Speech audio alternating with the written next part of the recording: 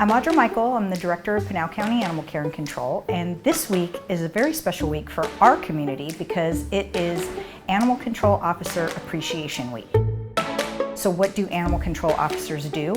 Well, believe it or not, they're not just dog catchers. Most cartoons were shown as a villain.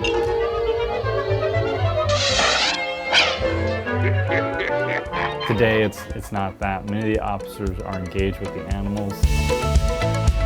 They actually go out and they do catch dogs sometimes that are running at large, but they also help people keep their furry family members with them. So they'll go out and help with fencing, they'll help with food.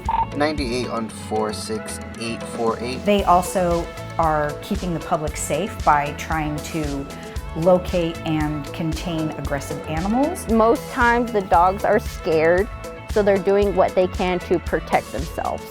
Sometimes it does get pretty intense, especially if they're lunging at you, trying to go after you, which all we're trying to do is help them. We try to keep everybody safe from rabies. Prior to the 1970s, there was thousands of deaths in the United States from rabies. Today's rates is around 1 to 2 a year, so rabies control is very important. We want to keep our community safe from that, from a breakout in the future. Gentleman came to do an estimate on a project inside the house. So the dog didn't like strangers, so she put the dog inside her son's bedroom. And when the son came home, he didn't know that that's why the dog was in there. So he opened the door to his room and let her come out. And when the dog came out, they saw a stranger next to the actual owner and had bit the worker on the thigh. She did one bite and then ran away because she was mostly scared.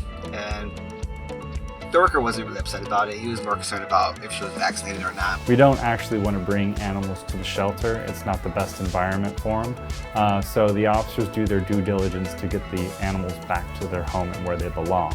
And education always about making sure that their dogs are not at large and make sure that they have vaccinations. We offer vaccine clinics, low-cost vaccine clinics once a month here at the facility or throughout the community. Complaints from the public about animals in the neighborhoods, different types, whether it be them being just at large or cat colonies for low income.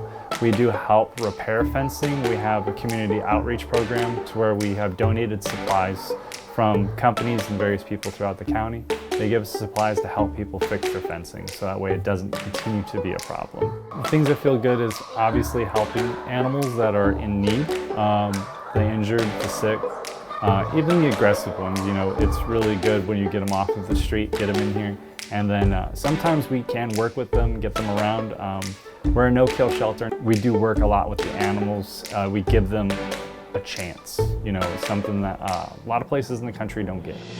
I'm really, really proud of the officers that I have. I started as an officer, and though it could sometimes be a hard job to do emotionally and mentally, it is very, very rewarding, and especially when you have one good outcome for the day, that just takes care of everything bad that you might have seen. Animal control officers are vital to the protection of the public and other animals because when everybody else is running away from that aggressive animal, we're the ones that are running in with just a leash in order to protect ourselves. And we're expected to pick it up, take it to the shelter and quarantine it, and 9 times out of 10, that's exactly what we do without getting bit.